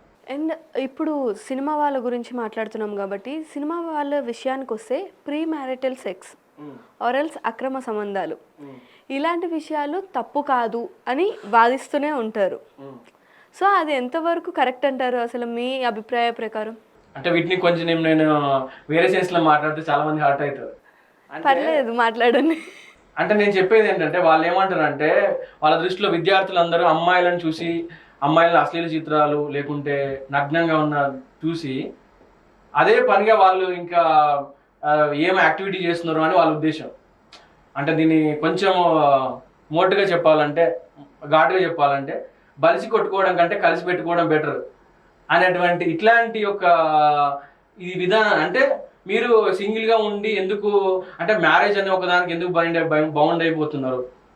మ్యారేజ్ అనే సిస్టంలో మీరు బైండ్ అయిపోయి మీ సెక్సువల్ డిజైర్ని అణచేసుకుంటున్నారు. ఇది ఒక పాపం, సెక్సువల్ డిజైర్ తీసేసుకుంటే అది పుణ్యం అనే విధంగా సినిమా వాళ్ళు పోర్ట్రేట్ చేయడానికి ట్రై చేస్తున్నారు కొంతమంది. మీరు చూసే ఉంటారు సినిమాలో. ఉప్పెన సినిమాలో డైలాగ్ చూస్తే నాకు అసలు ఏందబ్బా అసలు అది డైరెక్టర్స్ వాళ్ళు హీరోయిన్స్ తో రొమాన్స్ చేసుకోవడానికి పెట్టుకున్నారా లేకపోతే ప్రొడ్యూసర్ వాళ్ళు హీరోయిన్స్ తో? నాకు అర్థం కాలేదు. ఏ డైలాగ్ గురించి మాట్లాడుతున్నారు? క్లాస్ రూమ్ సెట్టింగ్ లో ఈ మేడం వస్తుంది, ఇక్కడ స్టూడెంట్ మగతనం మేడం అని అడుగుతుంది, అలా ఆవిడేమో పెద్ద లెక్చర్ ఇచ్చినట్టుగా no one can handle sexual erections అని ఒక ఆవిడ చెప్తూ ఉంటుంది. అంటే ఇది ఏందన్నట్టు దాని ద్వారా మీరు అసలు మీరు ఫర్టిలిటీ గురించి చెప్పదలుచుకున్నారా, లేకుంటే జనాభా నియంత్రణ గురించి చెప్పదలుచుకున్నారా, లేకుంటే అక్రమ సంబంధాల గురించి చెప్పదలుచుకున్నారా? అంటే దర్శకులు అనే వాళ్ళు ఎవరైతే ఉన్నారో కనీసం సోషల్ రెస్పాన్సిబిలిటీ ఉండదా అండి? నేను అనేది ఏంటంటే అంటే నేను అది డైలాగులు పెట్టాను, నేను ఆ తప్పని నేను అనట్లేదు. ఇక ఇంటెన్షన్ అనేది క్లారిటీ ఉండాలి కదా. ఇప్పుడు ఒక డైలాగ్స్ నువ్వు మీరు సినిమాలో ప్రొజెక్ట్ చేసుకున్నప్పుడు ఆ సినిమాలో ఉన్న డైలాగ్స్ ఏవైతే ఉంటాయో అవి మీరు క్లియర్గా చెప్పండి. ఫర్టిలిటీ గురించి చెప్తున్నారా? అసలు అక్కడ కాంటెక్స్ట్ ఏంటి? కాంటెక్స్టే లేదు అక్కడ. ఫర్టిలిటీ గురించి చెప్పండి, అక్రమ సంబంధాల గురించి చెప్తున్నారా అని. ఇప్పుడు దాన్ని వేరే వాళ్ళు మిస్యూజ్ చేసుకోవచ్చు కదా. అంటే నేను అనేది ఏంటంటే సమాజాన్ని ఎట్లా ఉన్నా మంచిదే, సమాజం తప్పు లేదు ఒప్పు లేదు అనే విధానంలో సమాజాన్ని మార్చడానికి సినిమా వాళ్ళు ట్రై చేస్తున్నారు. దీన్ని నేను ఖచ్చితంగా ఖండిస్తాను యాజ్ ఎ మోటివేషనల్ స్పీకర్గా. మీరు సినిమాలు చూపించండి, జనాలు ఎట్లా మారుతున్నా అది వాళ్ళ ఇష్టం. కానీ మీ యొక్క ఇలాంటి సెక్సువల్ ఆలోచనలు, సెక్సువల్ ఫిలాసఫీలు మీరు జనాల మీద రుద్దకండి. అంటే జనాలు అంతా ఎరిపప్పలాగా అనిపిస్తుంది. అంటే వాళ్ళకు ఒక నైతికత ఉండద్దా సమాజంలో? సమాజంలో నైతిక లేకుండా ఇప్పుడు సినిమాలు అనేది ఎందుకు తీస్తారు? జనరల్గా నాకు తెలిసి దర్శకులైన వాళ్ళు చాలా మంది కూడా మంచి కళాత్మక సినిమాలు తీయాలి, మంచి గొప్ప సినిమాలు తీయాలని దర్శకులు అవుతూ ఉంటారు. కానీ మీరు అది ఇప్పుడు అన్ని జోనర్స్ లాగా రొమాన్స్ అని ఒక జోనర్ ఉంది, అది ఆ సినిమాలలో అన్నింటిలో ఉంటుంది, అది కామన్. నేను తప్పనట్లేదు. నేను అనేది ఏంటంటే సమాజంలో ఉన్నటువంటి అంటే యువతను, ముఖ్యంగా విద్యార్థులు ఇప్పుడు ఇలాంటి సినిమాలు వాళ్ళు నార్మల్గా ఇట్లా వీళ్ళే మనకి ఏంటంటే ఒక అప్రూవల్ అలా తీసుకుంటారు. అంటే సమాజంలో తప్పు ఒప్పు అనేది లేదు, మనకి ఒక సోషల్ అప్రూవల్ వచ్చేసింది. మామూలుగా ఏంటంటే ఒక తప్పు చేయడానికి మన కల్చరల్ సోషల్ అనే ఆస్పెక్ట్స్ అనేది అడ్డుపడుతూ ఉంటాయి. ఒక ఉమెన్తో బిహేవ్ చేసేటప్పుడు కానీ మాట్లాడేటప్పుడు కానీ ఎలాంటి మాటలు మనం ఫిల్టర్ చేయాలి, మనం నోటి దగ్గరనే ఆగిపోతాం కొన్ని మాటలు. అట్లాంటి మాటలు అంటే ఇప్పుడు స్టూడెంట్స్ వాళ్ళు ఇది కామన్ అయిపోయిందని చెప్పి మాట్లాడుకునే అవకాశం ఉంది కదా. మీరు ఎందుకు ఇంటెన్షనల్గా విద్యార్థులను టార్గెట్ చేయడం, విద్యార్థులను నైతిక విలువలు దెబ్బతీయడానికి ఎందుకు ట్రై చేస్తున్నారని నేను చెప్తున్నాను. మీరు సినిమాలు తీసుకోమని అర్థనట్లేదు, మీ ఇష్టం వచ్చే సినిమాలు తీసుకోండి, రొమాన్స్ సినిమాలు కూడా తీసుకోండి, నాకు అభ్యంతరం లేదు. నేను అనేది ఏంటంటే మీరు విద్యార్థులను ఏంటంటే ఒక సోషల్ అప్రూవల్ వచ్చేసింది, సెక్స్ అనేది నార్మల్ అయిపోయింది, క్యాజువల్ ఇది, దీనికి అసలు ఎలాంటి మ్యారేజ్ లేకపోయినా సెక్స్ చేసుకోవచ్చు, లేకుంటే అసలు అక్రమ సంబంధాన్ని తప్పు కాదు, ఇలాంటి ఒక భావాలు వచ్చే విధంగా సమాజంలో ఎందుకు సమాజాన్ని తప్పుదోవ పట్టిస్తున్నారని నేను సినిమాలో క్వశ్చన్ చేయాల్సిన ఒకటే క్వశ్చన్. అంటే దీని దగ్గర మీ దగ్గర ఆన్సర్ ఉందా? మీరు సినిమాలు తీయండి, ఎలాంటి సినిమాలు తీయండి, కానీ సమాజం పైన మీ యొక్క ఫిలాసఫీలు రుద్దకండి. అంటే సమాజం నైతిక విలువలు దెబ్బతీసే విధంగా ముఖ్యంగా. ఇలా చెప్తున్న మీరే ఎలాంటి సినిమాలు అయినా తీయండి అనేసి ఎందుకు చెప్తున్నారు? అంటే ఇప్పుడు నేను ఏమంటున్నా అంటే సినిమాలు తీయడం వేరే అండి, సినిమా అనేది వినోదం కోసం చూస్తారు ఫస్ట్. ఇప్పుడు వీళ్ళు ఇలా చెప్పడం వల్ల ఏమైతే సినిమా అనేది వినోదం అనే విషయం ప్రతి ఒక్కరికి తెలుసు. ఇప్పుడు సినిమాలు ఉన్నాయని పాటించగలిగితే, నిజంగా పాటించాలంటే ఎవరు కూడా మోరల్ వాల్యూస్ ఉండవు. అట్లాంటి మన సినిమాలో ఉన్న పాటలు కావచ్చు, డైలాగ్స్ కావచ్చు, అంత డబుల్ మీనింగ్లు ఉండేవి చాలా చూసి ఉంటాం. అయినా మోరల్ వాల్యూస్, అయినా ఎథికల్ వాల్యూస్ ఉన్నాయంటే మనకు తెలిసిన విషయం ఏంటంటే సినిమా అనేది కేవలం వినోదం కోసం.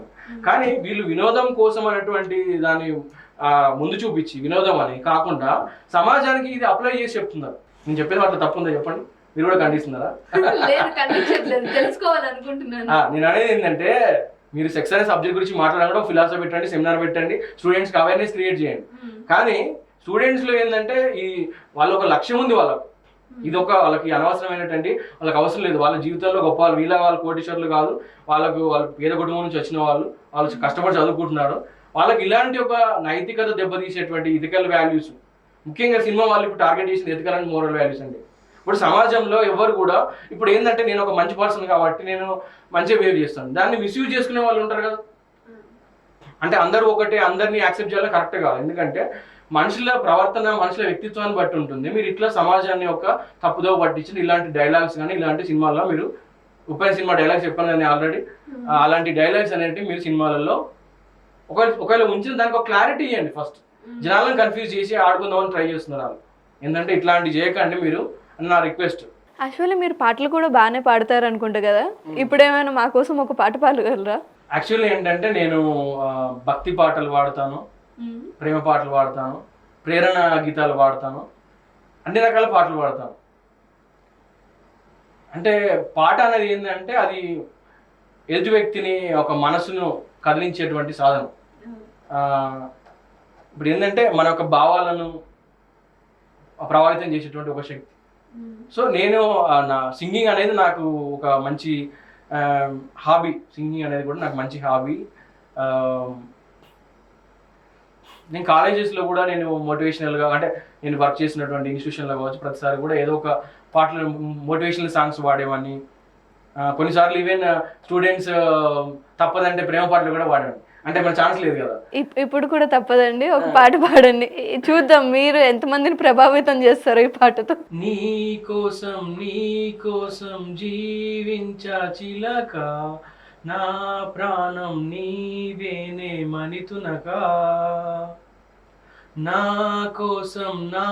కోసం నిన్నే నా జతగా, ఏ దైవం పంపేను బహుమతిగా. ఇప్పుడు చెప్పండి, ఆ చిలక ఎవరు? అంటే చిలక ఎవరంటే నేను అది పాట కాబట్టి పాడానండి. అంటే నిజమైన చిలక ఎవరు లేరు, నిజమైన చిలక ఎవరు లేరు. అట్లీస్ట్ మీ వైఫ్ పేరు చెప్తారు అనుకున్నాను. అంటే నాకు మ్యారేజ్ కాలేదండి, అందుకే I am still single. Marriage ఎందుకు చేసుకోలేదు? ఈ టాపిక్ ఇప్పుడు అవసరం ఉంటారా? కావాలిగా చెప్పండి.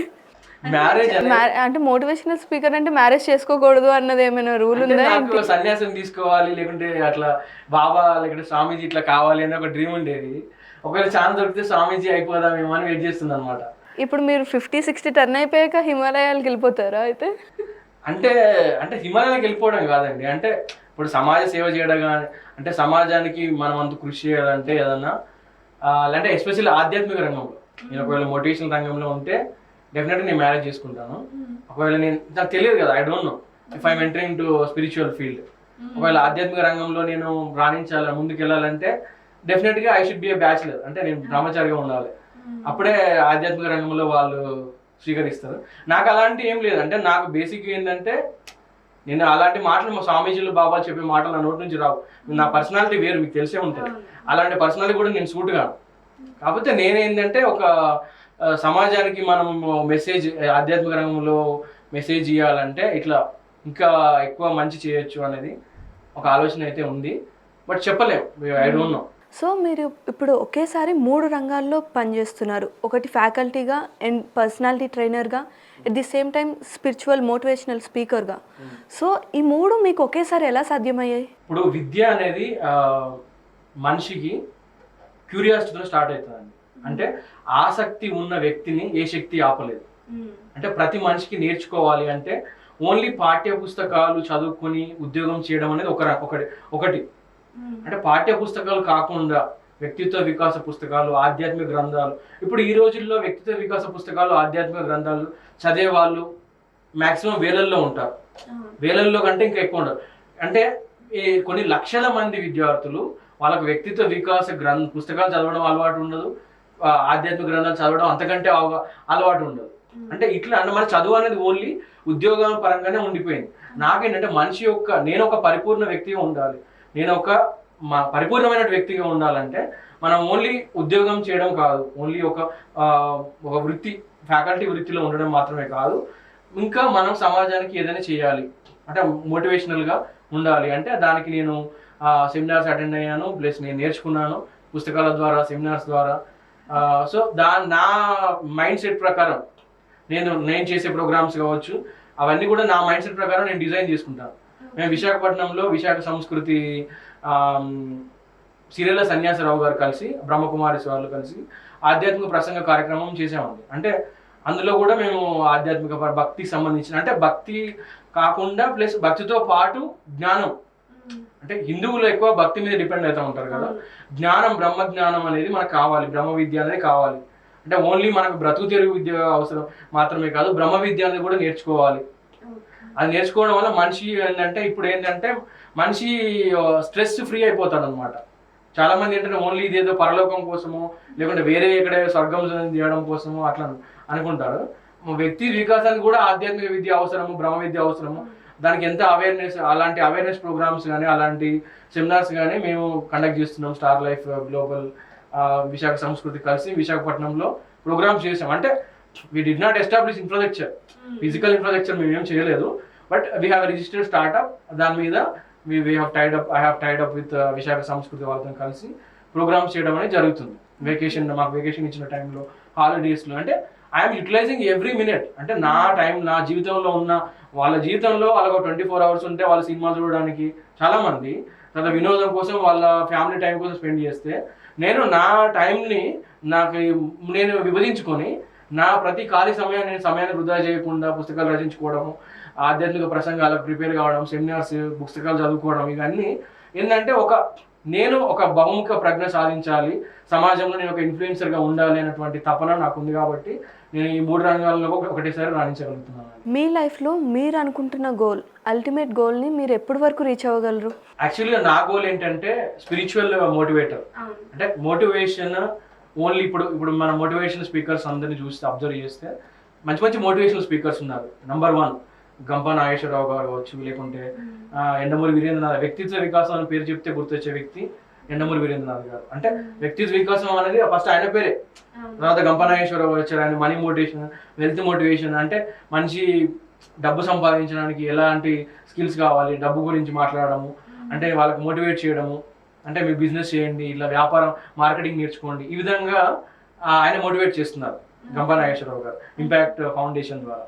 ఇప్పుడు ముఖ్యంగా నేను అనుకునేది ఏంటంటే స్పిరిచువల్ మోటివేషన్ అనేది ఏంటంటే మనిషి అనేది ఒక పర్పస్ కోసం, మనీ మోటివేషన్ కాకుండా ఒక పర్పస్ కోసం చేయడం అనేది స్పిరిచువల్ మోటివేషన్ అండి. అంటే ప్రతిదాని నుంచి నాకు డబ్బు ఏదో ఆశించి నాకు డబ్బు వస్తుందనో, డబ్బు అనేది by product, money is a by product, wealth is a by product. But motivation అది కాదు. మోటివేషన్ అనేది స్పిరిచువల్, అంటే అది పర్పస్ఫుల్. అంటే నేను సమాజం ఒక సేవా భావం నుంచి వచ్చేటువంటి మోటివేషన్ అనమాట. అంటే గంపా నాగేశ్వరరావు గారు ఆయన బేసికల్గా సేవాభావం ఉన్నటువంటి వ్యక్తి, అందులో డౌట్ లేదు. ఆయన చాలాసార్లు సినిమా వాళ్ళ క్రిటిసైజ్ చేస్తున్న వాళ్ళు చాలా క్రిటిసైజ్ చేశారు. అంటే ఎందుకు అంటే సినిమా వాళ్ళంటే మా మోటివేషనల్ స్పీకర్స్కి ఏం కక్ష కాదు మాకు, వాళ్ళ ఫీల్డ్లో వాళ్ళు ఉన్నారు, మా ఫీల్డ్లో మేము ఉన్నాం. కానీ సమాజాన్ని ఒక బాధ్యత, సోషల్ రెస్పాన్సిబిలిటీ మోటివేషనల్ స్పీకర్గా ఉన్నంత సినిమా వాళ్ళకి సోషల్ రెస్పాన్సిబిలిటీ ఉందా? నేను ఒకటే క్వశ్చన్ అడుగుతాను. సమాజం గురించి మోటివేషనల్ స్పీకర్స్ ఆలోచించి మేము సమాజానికి ఉపయోగపడే విధంగా ఏదైనా చేయాలని మేము ఆలోచిస్తున్నాం. అంటే ఎంటర్టైన్మెంట్ పర్పస్లో వాళ్ళు చేస్తున్నారు, ఓకే, దాన్ని తప్పనట్లేదు. బట్ ఆ ప్రాసెస్లో వాళ్ళకి ఎంత సోషల్ రెస్పాన్సిబిలిటీ ఉందనేది అది వాళ్ళే క్వశ్చన్ చేసుకోవాలి, వాళ్ళకి తెలుసు. ఇప్పుడు ఇంకొక విషయం ఏంటంటే నా అల్టిమేట్ సక్సెస్ అనేది ఒకటి ఎప్పుడంటే నేను అనుకునేది అంటే నేను ఇంతమంది కనీసం ఒక 1000 మంది 100 మంది అని చెప్పాను మోటివేషనల్ స్పీకర్స్, ఒక 1000 మందినే నేను తయారు చేయగలుగుతాను మోటివేషనల్ స్పీకర్స్ని. అంటే అలా ఆ గంపనాగేశ్వరరావు ఒక పెద్ద ఇంపాక్ట్ ఫౌండేషన్ ద్వారా ఆయన చాలా మంది మోటివేషనల్ స్పీకర్స్ని తయారు చేశాడు అనమాట. సో అట్లా ఆయన విధానంలో ఆయన చేస్తున్నాడు, నా విధానంలో నేను ఆయనలాగా ఒక పెద్ద లైక్ ఎక్కువ మంది మోటివేషనల్ స్పీకర్స్ని తయారు చేయాలనే విజన్ నాకు ఉండింది. నా అల్టిమేట్ సక్సెస్ ఏంటంటే సొసైటీ పరంగా నా అల్టిమేట్ సక్సెస్ ఏంటంటే ఇది, అంటే సమాజంలో మార్పు రావాలి, నైతికత పెరగాలి, ఎథిక్స్ పెరగాలి. అంటే దీనికి మెజర్మెంట్ ఉండదండి. ఇప్పుడు సమాజంలో ఎంత మోటివేషన్ ఎథిక్స్ ఉన్నాయి, ఎంత నైతికత అనేది మెజర్మెంట్ ఉండదు. బట్ అట్లీస్ట్ కొంతమంది అయినా చేంజ్ చేయాలి మన చుట్టూ ఉన్న వాళ్ళలో అనేది ఒక విజన్ అయితే ఉండింది. నా పర్సనల్ ఏంటంటే నేను ఇప్పుడు సినిమా వాళ్ళు కావచ్చు ఎవరితో నేను డిబేట్కి రెడీ. నేను ఏ విషయమైనా సరే మేము చేస్తున్న విషయం ఏదైతే ఉంటుందో అది ఆ డిబేట్ దేని గురించి మాట్లాడతారు మీరు ఇప్పుడు సెక్స్ నార్మలైజ్ చేయదలుచున్నారా? మీరు వాట్సాప్ ఎమోజీ చూడండి ఫర్ ఎగ్జాంపుల్, అసలు అవి నీతులో బూతులో నాకు అర్థం కావట్లేదు. అంటే వాళ్ళు నీతులు అనుకుని పెట్టారో బూతులు అనుకుని పెట్టారో నాకు తెలియదు. బట్ ఇప్పుడు నేను బూతులు అర్థం చేసుకుంటే ఫర్ ఎగ్జాంపుల్ ఇతను అంత నెగిటివ్ థింకర్ ఉన్నారు, మేము అందరం మహానుభావులము, మాకు అన్ని నీతులు అర్థమవుతున్నాయి, ఇతని బూతులు అర్థమవుతున్నాయి చెప్తారు. ఇప్పుడు అర్థం చేసుకునే వ్యక్తి ఎవరైతే ఉంటారో అర్థం చేసుకునేటువంటి వ్యక్తి నేను బట్టి ఉండదు, ఆ చెప్పే వ్యక్తిని బట్టి నేను అర్థం చేసుకుంటా. ఫస్ట్ ఇది కామన్ సెన్స్. ఎవరైతే చెప్తున్నారో వాళ్ళకి నేను చెప్పే పాయింట్ ఏంటంటే ఎదుటి వ్యక్తి నెగిటివ్గా మాట్లాడుతున్నాడా పాజిటివ్గా మాట్లాడుతున్నాడా అనే విషయాన్ని బట్టి నేను అర్థం చేసుకుంటాను. నా మైండ్ సెట్లోనే నేను అర్థం చేసుకోను. ఫస్ట్ అది వాళ్ళు అర్థం చేసుకోవాలి. అంటే ఇప్పుడు నేనేదో నెగిటివ్గా అర్థం చేసుకున్నది మాత్రం నేను నా నెగిటివ్ పర్సన్ కరెక్ట్ కాదు. నేను అనేది ఏంటంటే ఫస్ట్ మీరు మీ కామన్ సెన్స్ని అప్లై చేయండి. మీరు ఎందుకు ఇలాంటి ఒక నెగిటివిటీని ఎందుకు స్ప్రెడ్ చేస్తున్నారు? పాజిటివ్ థింకింగ్ అని ఏంటనేమో పాజిటివ్ థింకింగ్ అని చెప్పేసి అశ్లీలాన్ని బూతులు మాట్లాడుకోవడాన్ని నార్మలైజ్ చేయడానికి ట్రై చేస్తున్నారు. పోనీ అవి బూతులను ఒప్పుకుంటారంటే ఒప్పుకోరు, వాళ్ళు పచ్చి బూతులు మాట్లాడతారు, లేదు నేను పాజిటివ్ చెప్పినాడు. ఇలాంటి ఒక సంస్కృతి అనేది మన సంస్కృతిని మన సంప్రదాయాలను రేపు మన ఉమెన్ బయటికి వెళ్తారు ఇట్లనే మాట్లాడితే ఇట్లా వాళ్ళని ఏమైనా క్వశ్చన్ చేస్తారు. అంటే మనుషులకు ఇలాంటి బిహేవియర్ ఎందుకు నేర్పిస్తున్నారు మీరు? నేను అనేది ఏంటంటే అది నేను ఫస్ట్ నుంచి చెప్తున్నా ఏంటంటే అది సోషల్ చేంజ్ అనేది ఒక్కరి వల్ల రాదు, అందరి వల్ల వస్తుంది. అంటే అందరూ కలిసి చేసినప్పుడే. ఇప్పుడు ఫర్ ఎగ్జాంపుల్ నేను ఉన్నాను అనుకోండి, నేను ఒక పేద కుటుంబం నుంచి వచ్చి నేను సమాజాన్ని ప్రభావితం చేయాలనేటువంటి ఒక మనస్తత్వంతో నేను ఉన్నాను. ఇప్పుడు ఎవరైతే ఎంటర్ప్రినర్స్ ఉన్నారో ఫర్ ఎగ్జాంపుల్ మీరు ముఖేష్ అంబానీ కొడుకు ఆకాష్ గారిని తీసుకోండి, ఆయన ఇప్పుడు వీళ్ళందరూ ఎవరైతే ఉంటారో లేకపోతే ఇలా ఎంటర్ప్రినర్స్ వాళ్ళు అంటే కోటీశ్వరుల కుటుంబం నుంచి వచ్చిన వాళ్ళు, సినిమా వాళ్ళు కూడా మీరు చాలా మంది తెలుసు, నేను పేర్లు చెప్పక్కర్లేదు. అంటే వీళ్ళు సినిమా వాళ్ళ పిల్లలు కావచ్చు ఎవరైతే ఉంటారో వాళ్ళందరూ కోటీశ్వరుల కుటుంబం నుంచి వచ్చి సమాజాన్ని ఏ విధంగా మీరు ఇంపాక్ట్ చేస్తున్నారా అనేది మీరు ఆలోచించి చేస్తున్నారా ఆలోచించకుండా చేస్తున్నారా అనేది అది వాళ్ళే ఆలోచించుకోవాలండి. నేను ఒకటే చెప్తున్నా. వాళ్ళు ఏం చెప్తున్నా అంటే వాళ్ళు మారినప్పుడే సమాజం మారుతుంది. మీరు సమాజానికి ఒక రోల్ మోడల్గా ఉన్నారు, ఒక సెలబ్రిటీల హోదా స్థాయి మీకు ఉంది. అలాంటప్పుడు మీరు సమాజాన్ని మీరు ఏం మాట్లాడినా ఎక్కువ మంది రీచ్ అవుతుంది. అలాంటప్పుడు ఒక మంచి మాట చెప్తే మీకు తప్పే ఉంది. వాళ్ళకు మంచి మాటలు చెప్పడానికి వాళ్ళకి ప్రాబ్లం ఏంటి? ఫస్ట్ మంచి చెప్పడానికి ప్రాబ్లం ఏంటి? నైతికత చెప్పడానికి ప్రాబ్లం ఏంటి? ప్రీమార్టల్ సెక్స్ తప్పని చెప్పడానికి ప్రాబ్లం ఏంటి? అక్రమ సంబంధాలు తప్పని చెప్పడానికి ప్రాబ్లం ఏంటి? They want to normalize premarital sex. I don't know what is the problem. చాలా మంది అమ్మాయిలే మాట్లాడుతున్నారు కదా ఇప్పుడు ఓపెన్గా, మీరన్న ఓపెన్ స్పీచ్లు అన్నవి గర్ల్స్ కూడా చాలా సింప్లిఫై చేసి ఈజీగానే చెప్తున్నారు. ఫిలిం ఇండస్ట్రీ కావాలనివ్వండి, ఈవెన్ స్టూడెంట్స్ అయినా బయట చిన్న వీడియోస్ చేస్తున్నప్పుడు కూడా వాళ్ళు ఓపెన్ అయిపోయి చెప్తున్నారు వాళ్ళ రిక్వైర్మెంట్స్ ఏంటి, వాళ్ళ డిజైర్స్ ఏంటి, ఫ్యాంటసీస్ ఏంటి అని. సో అలాంటప్పుడు అబ్బాయిలు మాట్లాడడం ఆపుతారంటారా? ఒక మాట్లాడడం అనేది 2 రకాలు ఉంటుంది. ఒకటి ఏంటంటే ఎదుటి వ్యక్తిని ఫ్లాట్ చేయడానికి మాట్లాడవు. మీకు నాకు ర్యాపం ఉన్నప్పుడు ఒక ఎదుటి వ్యక్తిని ఫ్లాట్ చేయడానికి నువ్వు ఏం మాట్లాడుతున్నావు తప్పు కాదని నా ఉద్దేశం. కానీ ఎదుటి వ్యక్తుల మనోభావాలను గౌరవించకుండా వాళ్ళ గుర్తు ర్యాపో లేకుండా ఎదుటి వాళ్ళని వేధించడానికి ఉపయోగించిన గ్యారంటీ ఏంటి? నేను అడిగే క్వశ్చన్ అది. ఇప్పుడు మనం సరదాకి ఎవరైనా ఎన్నైనా మాట్లాడుకుంటారు, అన్ని విషయాలు సరదాకి మాట్లాడుకుంటారు, అది తప్పు కాదు. నేను అనేది ఏంటంటే ఒక ఇమ్మోరల్ పర్సన్ చేతిలో ఇమ్మోరల్ పర్సన్ దాన్ని వాళ్ళు ఆ అమ్మాయిలను వేధించడానికి ఉపయోగిస్తే క్వశ్చన్ ఎవరు రెస్పాన్సిబుల్? అంటే మీరు అంటే నేరగాళ్ళను ప్రేరేపిస్తున్నారా, లేకుంటే ఇట్లా అంటే ఇలాంటి వాళ్ళకి సపోర్ట్ చేస్తున్నారా అని ఆలోచించుకోవాలి కదా. అంటే ఇట్లా వేధించిన వాళ్ళకు సపోర్ట్ అనేది చేయకూడదు. అంటే ఒక ఎథిక్స్ మోరల్స్ ఉన్న వాళ్ళకి ఇవన్నీ చెప్పాల్సిన అవసరం లేదు. సో నా విజన్ అంటే నేను ఐ వాంట్ టు ఎంటర్ప్రెన్యూర్ కానీ సెలబ్రిటీ కానీ I want to do my impact. ఇప్పుడు ఎవరైతే నేను వాళ్ళ మీద ఆధారపడకుండా ఇంపాక్ట్ చేయాలి, అదే నా విజన్, నా గోల్. సినిమా వాళ్ళకి నేను అనుకున్నా అంటే ఎప్పుడైనా నేను చైర్మన్ గారు కలిసినా కానీ లేకుంటే ఎవరైనా నాకు తెలిసిన సినిమా రైటర్స్ కలిసినా కానీ వాళ్ళకి ఇదే చెప్తాను. అంటే మీరు సోషల్ రెస్పాన్సిబిలిటీ ఉంటే సొసైటీ ఇంకా చాలా బాగుంటుంది, మేము మోటివేషనల్ స్పీకర్ మేము కొంత చేయగలుగుతాం. అంటే యాక్చువల్గా ఏంటంటే ఈవెన్ చైర్మన్స్ కూడా they take help of motivational speakers. Chairman వాళ్ళు కాలేజీని ఒక మంచి వ్యక్తులుగా తీర్చిదిద్దాలన్నప్పుడు వాళ్ళు చెప్పిన దానికంటే మేము చెప్పింది ఎక్కువ వెళ్ళిపోతుంది.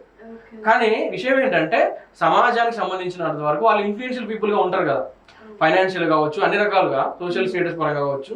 అలాంటి వాళ్ళు ఏదైనా చెప్తే ఇంకా ఎక్కువ మందికి రీచ్ అయ్యే అవకాశం ఉంటుందని నేను చెప్పిన మాట. వాళ్ళందరినీ నేను రిక్వెస్ట్ చేసుకున్నాను ఏంటంటే అది విషయం. సో ఇప్పుడు మీరు ఫైనల్గా స్టూడెంట్స్కి కానీ వాళ్ళ పేరెంట్స్కి కానీ ఫైనల్గా మీరు ఇచ్చే సందేశం ఏంటి? ఇప్పుడు ఫైనల్గా డిసిజన్స్ వాళ్ళదే అండి. ఫైనల్గా డిసిజన్ అనేది పేరెంట్స్ తీసుకుంటారు ఫస్ట్. అంటే నేను నన్ను నమ్మితే చెప్తున్నాను, నన్ను నమ్మితే మీరు కనుక నన్ను నమ్మితే నన్ను నమ్మని అక్కర్లేదు, ఎందుకంటే మల్లారెడ్డి సార్ నమ్మి ప్రతి ఒక్కరు జాయిన్ చేస్తూ ఉంటారు. అది నేను అనేది ఏంటంటే పేరెంట్స్ అనేవాళ్ళు లీడర్షిప్ చూడాలి. అంటే అక్కడ అడ్మినిస్ట్రేటర్స్ కావచ్చు, లేకుంటే చైర్మన్ కావచ్చు, ఎలాంటి విజన్ ఉంది వాళ్ళకి అనేది కూడా అబ్జర్వ్ చేస్తే దాన్ని బట్టి పిల్లలను జాయిన్ చేయాలని నేను అనుకుంటున్నాను అనమాట. అది నా ఒపీనియన్. అంటే ముఖ్యంగా నేను ఏమంటున్నా అంటే ఇప్పుడు నేను యాజ్ ఏ మోటివేషనల్ స్పీకర్గా చెప్పేది ఏంటంటే నేను ఒక సెమినార్స్ కండక్ట్ చేశాను ఏంటంటే art of building great habits అని. విద్యార్థులు తల్లిదండ్రులు ఏంటంటే వాళ్ళ రెస్పాన్సిబిలిటీ, ఆల్రెడీ చెప్పాను ఈ పాయింట్, వాళ్ళ రెస్పాన్సిబిలిటీ ఉంటుంది స్టూడెంట్ మౌల్డ్ చేయడంలో. మేము యాజ్ ఏ మెంటర్గా కావచ్చు, యాజ్ ఏ ఫ్యాకల్టీగా, యాజ్ ఏ మోటివేషనల్ స్పీకర్గా నేను వాళ్ళకి నేను సజెషన్ చేయొచ్చు, లేకుంటే ట్రైనింగ్ ఇవ్వచ్చు, లేక సెమినార్స్ కండక్ట్ చేయొచ్చు. బట్ అపార్ట్ ఫ్రమ్ దిస్ వాళ్ళ రెస్పాన్సిబిలిటీ ఉంటుంది. విద్యార్థులను సంస్కారవంతులుగా, విజేతలుగా, గొప్ప వ్యక్తులుగా తీర్చిదిద్దడంలో తల్లిదండ్రుల యొక్క పాత్రనే ఉంటుంది. ఆ పాత్రను మీరు గ్రహించాలి.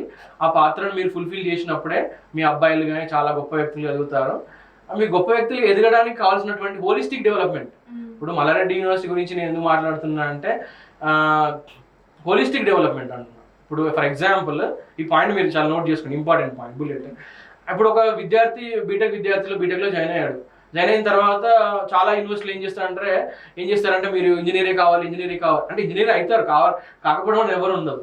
కానీ ఆ ప్రాసెస్లో వాళ్ళలో ఉన్న డైమెన్షన్స్ మిస్ అవుతూ ఉంటారు.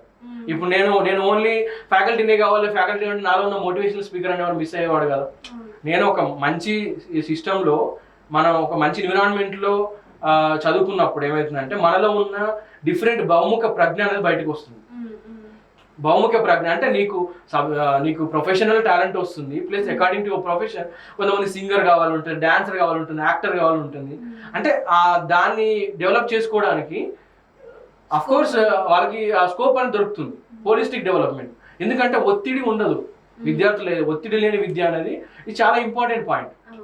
ఒత్తిడి లేని విద్య వల్లనే మనిషి యొక్క సమగ్ర వికాసం అనేది జరుగుతుంది. అట్లాంటి ఒత్తిడి, ఎందుకంటే నేను ఉన్నాను, I was a part of as a faculty, as a మెంటర్గా ఉన్నాను కాబట్టి నేను డెఫినెట్గా నేను చెప్పేది ఏంటంటే అక్కడ ఒత్తిడి లేని విద్య అనేది ఉంది మల్లారెడ్డి యూనివర్సిటీలో. సో డెఫినెట్గా ఎక్కడ ఒత్తిడి లేని విద్య ఉంటుందో అక్కడ భవిష్యత్తు ఉంటుంది.